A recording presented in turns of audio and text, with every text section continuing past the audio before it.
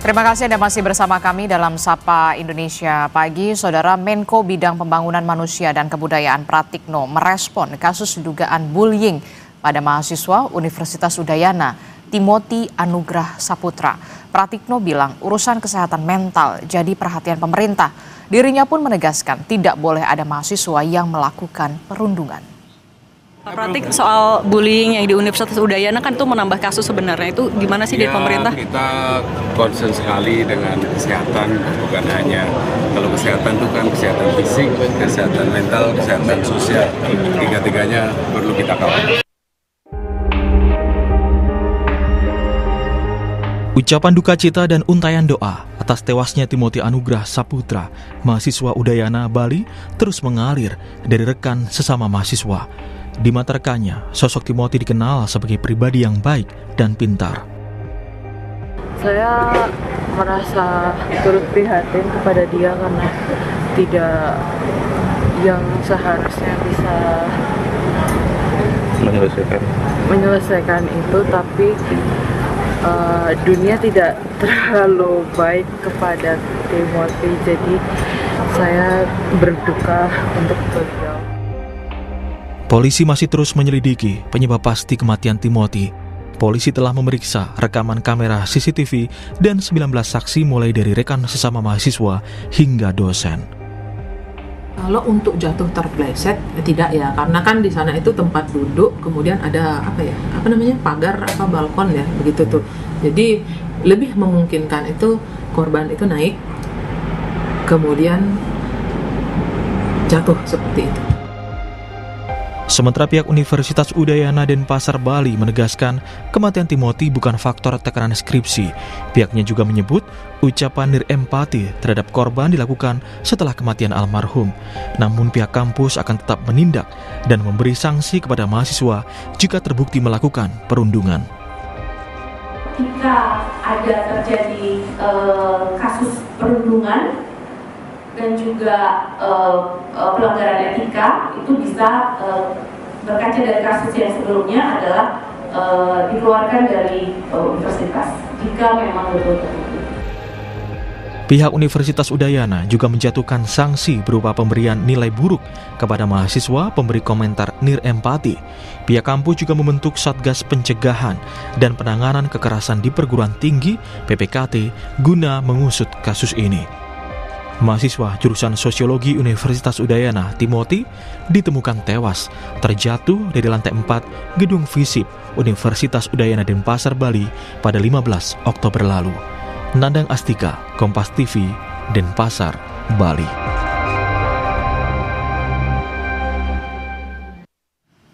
Tewasnya mahasiswa Timothy Anugrah yang terjatuh dari lantai 4 di kampusnya di Universitas Udayana Denpasar, Bali tentu menuai sorotan publik.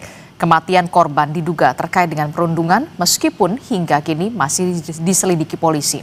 Lalu bagaimana mengawasi lembaga pendidikan dan menghentikan bullying atau perundungan di kalangan mahasiswa dan juga pelajar?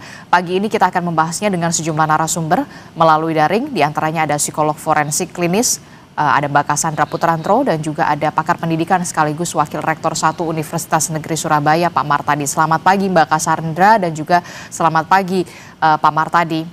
Selamat pagi Mbak Adisti, selamat pagi Mbak Cassandra. Selamat pagi Pak Martadi.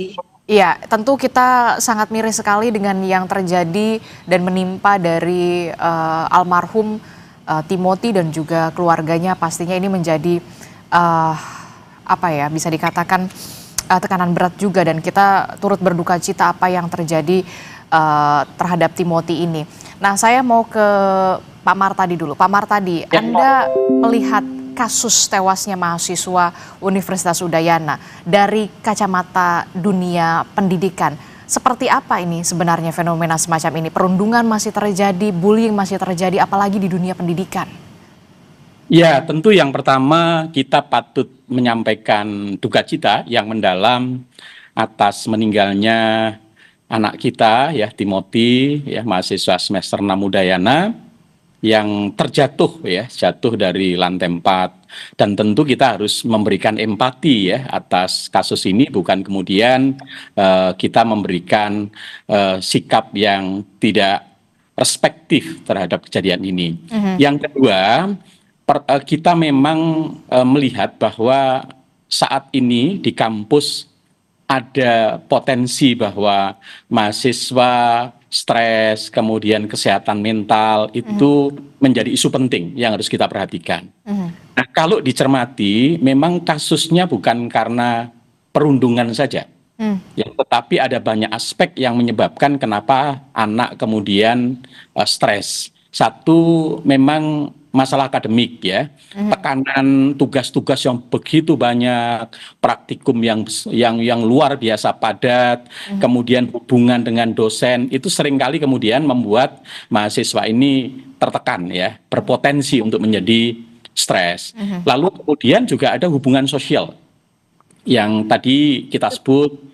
Ada perundungan, kemudian ada tindak kekerasan antar teman dan sebagainya. Seringkali mahasiswa kita antar teman itu memberikan tindakan perundungan yang membuat ya temannya terkucil, kemudian jadi stres dan seterusnya. Tetapi juga persoalan personal ya, kesehatan diri, pola hidup yang seringkali tidak sehat ya. Sering begadang malam, kemudian ada hubungan dengan teman atau orang dekat yang kemudian bermasalah, dan semua itu memang berpotensi untuk menyebabkan mahasiswa stres. Oleh sebab itu memang di kampus perlu ada sistem yang lebih komprehensif ya, yang lebih terstruktur agar deteksi dini terhadap persoalan-persoalan yang dialami mahasiswa itu segera bisa dideteksi, lalu segera ada perlakuan. Tidak kemudian kasus sudah terjadi baru kemudian kita reaksi. Oke, jadi selama ini sistem pengawasan dari kampus, dari pengalaman Anda, Pak Martadi, seperti apa pengawasannya? Nah, selama ini kan sudah ada Permendikbudristekdikti ya, nomor 46 tahun 2003 tentang PPKSP. Jadi setiap perguruan tinggi harus membentuk namanya Satgas ya, pencegahan dan penanganan kekerasan di lingkungan satuan pendidikan, di lingkungan perguruan tinggi. Artinya kalau Satgas ini sudah dibentuk kemudian berperan secara maksimal, maka potensi-potensi stres, potensi-potensi terjadinya tindak kekerasan antara mahasiswa itu bisa dideteksi dari awal, sehingga tidak kemudian ketahuan setelah mahasiswa itu mengalami stres dan sudah melakukan tindakan yang menimbulkan korban jiwa. Sesungguhnya itu dapat sekali lagi. Oke, kalau dari Mbak Cassandra sendiri, dari perspektif Anda Mbak Cassandra, benarkah salah satu faktornya adalah karena stres, beban tugas kuliah mungkin, kemudian juga ada tekanan juga dari luar, dari hubungan pertemanan, apakah ini juga bisa menjadi faktor atau seperti apa Mbak Cassandra melihatnya dari kasus Timothy ini? Baik, yang jelas tidak hanya pada kasus Timothy, tapi pada kasus banyak orang lain, sebenarnya pada dasarnya stres itu adalah hal yang lazim terjadi pada setiap orang. Tetapi yang jelas pada kasus ini tentu saja kita harus menahan diri untuk bisa memberikan komentar karena belum dilakukan otopsi psikologis terhadap yang bersangkutan. Dan dari pihak kepolisian pun masih dalam penyelidikan mana yang memang menjadi kemungkinan penyebab dari tindakan ini. Pada dasarnya adalah bahwa dalam otopsi psikologis tersebut bisa dilakukan upaya untuk merekonstruksi profil psikologis seseorang semasa hidup. Dan ini diharapkan nanti bisa menjelaskan dan bisa menggambarkan bagaimana tindakan tersebut terjadi atau akhirnya berakibat kepada tewasnya korban kita ini. Yang jelas dengan adanya salah satu teknik misalnya perhitungan yang namanya SORC ya. SORC itu bahwa pada setiap orang itu ada stimulus yang terjadi yang bisa menjadi atau menimbulkan tekanan atau yang kemudian menjadi beban pemikiran, salah satunya mungkin saja misalnya stres pendidikan atau skripsi atau segala pun, walaupun pada kasus ini sudah disanggah oleh pihak universitas dan kepolisian ya. Lalu kemudian dari sisi bullying pun demikian, bahwa tadi pagi saya dengarkan juga dari kepolisian ada yang sudah menyatakan bahwa bukan bullying yang menyebabkan atau menimbulkan, tapi kembali lagi semua harus kita tunggu. Nah, yang berikutnya adalah O itu adalah orangnya, organismenya. Jadi bagaimana seseorang itu menanggapi setiap stres. Ada situasi-situasi tertentu yang memang menjadi faktor pemicu, penyebab, ataupun yang memang mempercepat atau istilahnya precipitating factors ya, yang mempercepat sesuatu kondisi akhirnya menjadi lebih parah atau lebih buruk. Lalu kemudian respons. Nah, respons setiap orang pasti akan berbeda. Jadi ketika situasi terjadi, orang yang menanggapinya juga punya masalah tertentu dalam hal ini. Nah, sehingga respon itu bisa menjadi berbeda dan akhirnya konsekuensi inilah yang akan terjadi. Ketika segala sesuatu terjadi tetapi tidak ada tindakan, tadi Pak Amar tadi sudah menyebut ketika ada sebuah stres lalu kemudian mungkin tidak tertangani dengan baik karena masalah kesehatan mental seringkali tidak terlihat, berbeda dengan luka-luka yang lain, luka dan lain sebagainya bisa mudah terlihat, tetapi sesuatu yang sifatnya psikologis ini memang agak sulit. Ini alasan memang mengapa kami para psikolog klinis dan terutama juga psikolog forensik berusaha untuk selalu mengedepankan tentang pentingnya kesehatan mental yang tentu saja penting untuk melakukan deteksi dini agar bisa menghindari hal-hal seperti ini. Oke, saya tertarik juga dengan otopsi psikologi begitu ya. Nah nanti siapa saja yang diperiksa untuk menggali soal background apa yang menjadi faktor kemudian Timothy ini diduga meninggal dunia begitu ya. Termasuk juga yang kemarin ramai adalah soal respon dari teman-teman Timothy sesama satu kampus mereka begitu ya, yang saya cukup miris begitu, nir etika, nir empati. Apakah ini juga bisa menjadi salah satu bukti bahwa memang Timothy ini korban dari perundungan? Siap. Ya, Pak Cassandra. Baik, yang jelas adalah otopsi psikologis di dalam pemeriksaan psikologi forensik itu adalah memang salah satu kompetensi psikolog forensik yang diuji dalam uji kompetensi ya.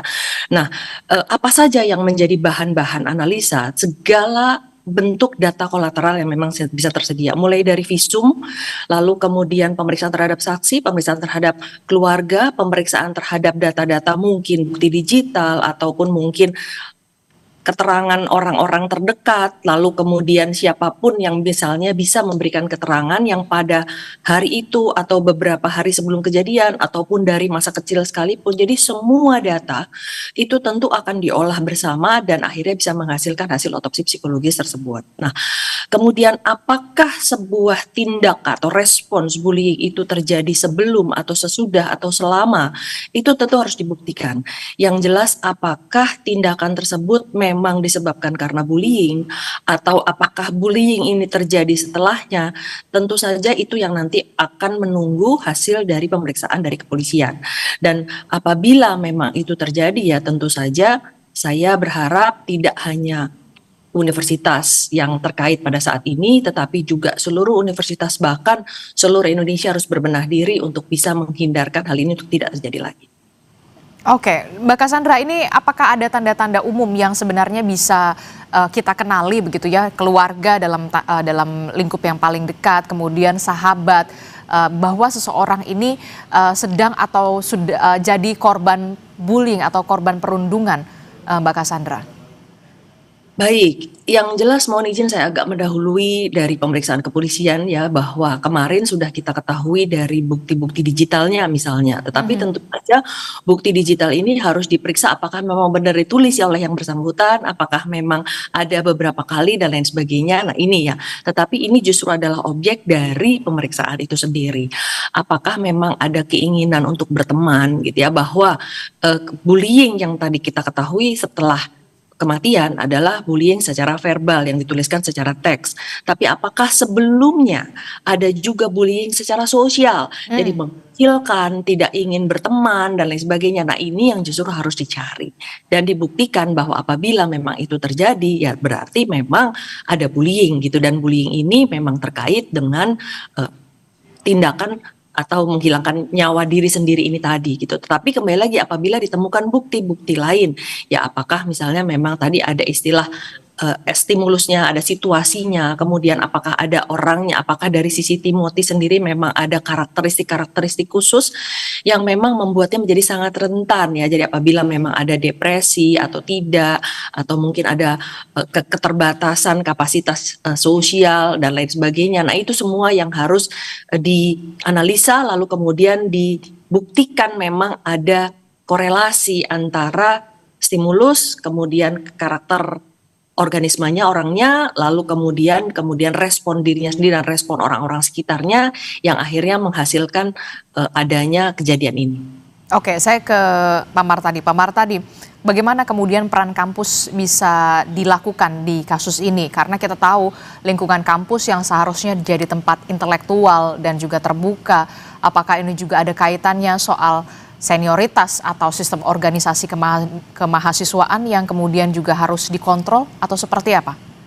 Ya, jadi sekali lagi kan di kasus Timothy, proses tim Satgas sedang melakukan pendalaman ya terhadap kasus ini agar kemudian betul-betul bisa diketahui apa penyebab ya adik kita Timothy kemudian melakukan tindakan yang membahayakan diri sendiri. Nah, oleh sebab itu kampus memang kemudian satu harus proaktif betul ya, segera menuntaskan, melakukan penelusuran agar masalah ini kemudian tidak berkembang kemana-mana, hanya menduga-duga. Tadi kita mendengarkan apa yang disampaikan oleh Mbak Cassandra, ini kan belum clear betul sesungguhnya penyebabnya apa. Itu yang pertama. Yang kedua, regulasi sudah clear. Kita ada regulasi Permendikbudristek Dikti nomor 46 tahun 2003 tentang pencegahan ya tindakan kekerasan di lingkungan pendidikan. Maka sudah tidak boleh lagi terjadi tindakan itu di lingkungan kampus. Ya, kalau ada maka harus ada tindakan tegas untuk itu. Dan tim Satgas ini tidak hanya harus di level perguruan tinggi, tetapi harus sampai di level fakultas, di level prodi, sehingga berbagai persoalan yang terjadi di lapangan itu bisa langsung terdeteksi. Sehingga tidak lagi ada kasus-kasus mahasiswa yang butuh pendampingan, kemudian mereka tidak terdampingi dan akhirnya berakibat fatal.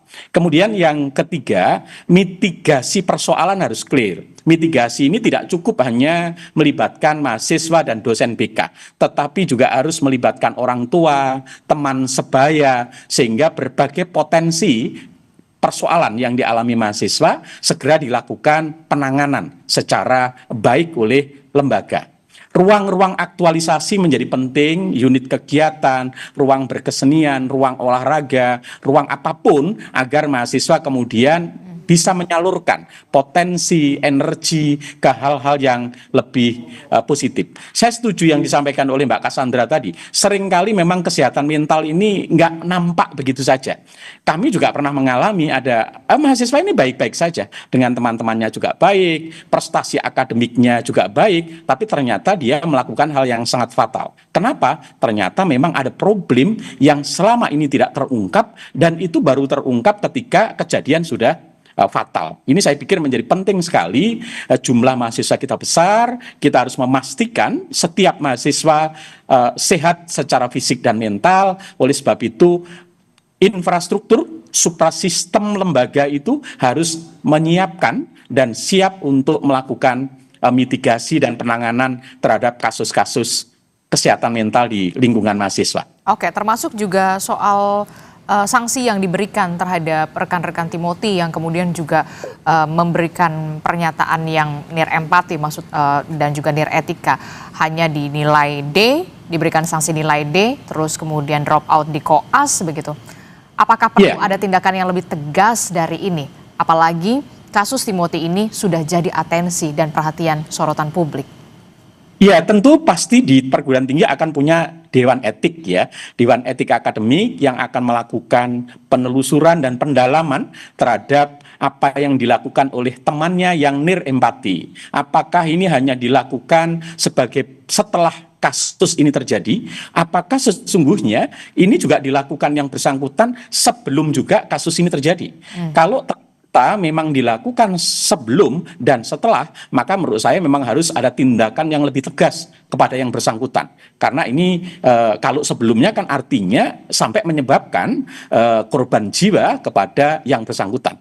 Tapi kalau ini hanya dilakukan, hanya bersifat bullying setelah kejadian kasus, maka juga akan dilihat tingkat kesalahan yang dilakukan oleh si mahasiswa, lalu kemudian tim etik akan segera mengambil langkah tegas, apakah mulai hanya penurunan, kemudian sampai kemudian melepas dari koasnya, atau sampai harus DO. Saya pikir ini nanti perguruan tinggi sudah punya mekanisme untuk mengambil keputusan terkait sanksi yang tegas dan proporsional. Oke, termasuk juga apakah perlu dibentuk sistem pelaporan bullying yang kemudian lebih aman dan juga anonim di kampus untuk mencegah perlakuan bullying perundungan ini tidak terulang lagi? Sangat perlu Mbak Adisti, karena seringkali korban-korban bullying tidak akan berani menyampaikan secara terus terang, bahkan menampakkan, bahkan dengan teman terdekat pun kadang-kadang mereka tidak muncul, karena ketika dia dibullying pasti ada tekanan, ada ancaman. Oleh sebab itu memang perlu ada ruang-ruang yang bisa memastikan setiap anak yang mengalami bullying itu bisa melaporkan, bisa nyaman dan tidak terancam. Saya pikir ini setiap perguruan tinggi sudah memiliki kanal itu, dan itu sangat private, kemudian mereka juga dijamin keselamatan dan kerahasiaannya, sehingga ketika mereka mengalami bullying, yang akan dilakukan tindakan bukan korban saja, tapi pelaku yang melakukan bullying biasanya di kampus juga akan dilakukan tindakan pendekatan dan kemudian sanksi dan seterusnya. Oke, Mbak Cassandra, apakah dari dugaan sementara, dari perspektif Anda, Mbak Cassandra, kasus Timothy ini kuat dugaan mengarah kepada aksi perundungan atau ya tadi karena memang korban bullying, kalau dari kacamata Anda? Kita tidak bisa mengambil kesimpulan sependek itu, jadi harus menunggu hasil pemeriksaan, terutama dengan data-data yang tentu saja diperoleh tadi, mungkin ada CCTV, ada saksi, ada orang-orang terdekat dari keluarga dan lain sebagainya. Ini yang justru harus dibuktikan, apakah memang ada bullying sebelumnya atau bullying hanya terjadi setelahnya, atau mungkin ada hal lain yang memang menyebabkan atau menjadi faktor penyebab dan pemicu dari tindakan ini. Oke, apa yang kemudian bisa dilakukan oleh orang-orang terdekat di lingkungan terdekat tidak hanya soal dari kasus Timothy, tapi kemudian bagi orang-orang korban perundungan, apa yang bisa dilakukan orang terdekat jika mengetahui bahwa orang terdekatnya ini sepertinya kok ya menjadi korban perundungan, apa yang bisa dilakukan? Yang jelas gerakan untuk anti perundungan itu sudah sangat jelas digaungkan dimanapun, baik di tingkat perguruan tinggi, sekolah, ataupun di masyarakat, bahkan juga di dalam rumah tangga. Nah, yang jelas tentu saja harus ada pendampingan dan laporan harus ditangani dengan profesional sesuai dengan kondisi yang bersangkutan. Nah, pada saat ini yang saya lihat juga adalah bagaimana netizen itu ikut membantu untuk membuat kasus-kasus ini menjadi lebih terdengar atau bisa menjadi lebih berjalan dan lain sebagainya. Tapi jelas sudah ada lembaga-lembaga yang juga ikut berperan dalam hal ini. Yang jelas laporan tentu tidak hanya disampaikan kepada Satgas, lalu kemudian juga ada proses yang mengikuti atau memberikan perlindungan dan terutama juga terhadap korban dan terhadap pelaku. Dan yang berikutnya adalah penegakan hukum tentu saja. Nah, jadi bagaimana masyarakat juga harus paham bahwa bullying, kekerasan segala bentuk tidak bisa diterima dan tentu saja ada konsekuensinya yang akan ditanggung oleh para pelaku. Terakhir Mbak Cassandra, evaluasi yang bisa diberikan di lembaga pendidikan agar kasus perundungan semacam ini tidak lagi terjadi. Tentu kita berharap ini menjadi kasus yang terakhir ya Mbak Cassandra. Betul, yang jelas tentu mencegah lebih baik daripada mengobati. Jadi yang jelas tentu saja sekarang kita semua harus meningkatkan kembali karena sejak turunnya Permendikbudristek tentang anti kekerasan tersebut dan sudah disikapi dengan baik untuk pembentukan Satgas, tetapi tentu saja kembali lagi bahwa di dalam prosesnya sekali lagi ketika mungkin laporan tidak disampaikan, mungkin proses penanganannya mungkin akhirnya menjadi tidak maksimal dan lain sebagainya. Nah, sekarang ini adalah satu-satunya kesempatan untuk bisa meningkatkan kembali dan yang jelas tentu saja harus ada proses deteksi dini dan bagaimana perhatian terhadap kesehatan mental itu bisa menjadi lebih tinggi saat ini karena ini juga terkait dengan kondisi ketidaksehatan mental masyarakat Indonesia yang tadi kita sampaikan sebagai karakter seseorang yang dalam menghadapi situasi-situasi yang sulit. Nah, tentu saja ini harus kita tingkatkan. Oke, terakhir poin kritis Anda terkait dengan kesehatan mental tidak hanya di lembaga pendidikan tapi secara umum supaya praktik-praktik atau aksi-aksi perundungan ini tidak lagi terjadi? Ya, yang jelas mungkin kita juga perlu adanya hotline ya, karena ketika semua mekanisme sudah dijalankan, tapi mungkin juga ada kesulitan karena yang saya ketahui juga pada banyak kasus ketika muncul sebuah laporan, lalu kemudian yang lainnya bisa lebih galak gitu ya, jadi akhirnya ada kesulitan. Nah, di sini tentu penting adanya tim assessment untuk menilai, dan mediasi itu tidak sekedar hanya untuk damai begitu, tetapi harus ada memastikan bahwa sebuah tindakan itu tidak dilakukan lagi, lalu kemudian juga jangan sampai luka psikologis yang muncul itu tidak tertangani dengan baik. Nah, dalam hal ini adanya hotline yang sehingga harus ada perhatian terhadap pengawasan dari pelaku-pelaku atau orang-orang yang bertanggung jawab terhadap penerimaan laporan, penanganan laporan, dan yang paling penting adalah bahwa korban harus ditangani dengan baik. Oke, stop perundungan dari sekarang sudah ini benar-benar harus dihentikan sekarang juga. Terakhir Pak Martadi, poin kritis Anda seperti apa yang ingin Anda sampaikan terkait dengan kasus ini? Ya, kasus ini adalah menjadi salah satu refleksi penting buat dunia pendidikan. Dunia pendidikan adalah dunia yang mengajarkan nilai-nilai kebaikan dan memuliakan manusia. Oleh sebab itu, tindakan-tindakan semacam ini tidak boleh terjadi lagi di dunia pendidikan. Dan kita perlu lebih proaktif untuk menyiapkan, mendampingi para mahasiswa agar potensi kesehatan mental yang terjadi di mahasiswa segera bisa terdeteksi dari awal, lalu segera tertangani dengan baik. Kita tidak boleh lagi juga menoleransi tindakan-tindakan perundungan, kekerasan, bullying di kampus. Karena ini adalah lembaga pendidikan, lembaga yang mengedepankan nilai-nilai etik dan nilai-nilai yang baik. Saya pikir ini menjadi bahan refleksi kita semua, menjadi bahan untuk kita melakukan, mengevaluasi kembali berbagai program yang selama ini sudah kita lakukan, sehingga ke depan menjadi pelajaran penting buat perguruan tinggi lain, dan kita harus memastikan ke depan tidak lagi terjadi kasus-kasus semacam ini dimanapun lembaga pendidikan berada. Saya kira itu, Mbak Adisti. Oke, termasuk juga sanksi tegas bagi pelaku bullying ya, itu yang penting juga supaya memberikan efek jerah. Terima kasih pakar pendidikan sekaligus Wakil Rektor 1 Universitas Negeri Surabaya, Pak Martadi, dan juga ada psikolog forensik klinis Mbak Cassandra Putranto juga telah memberikan perspektifnya kepada kami semua. Terima kasih. Assalamualaikum, sehat selalu. Selamat pagi. Warahmatullahi wabarakatuh. Selamat pagi semuanya. Salam hormat Pak Martadi.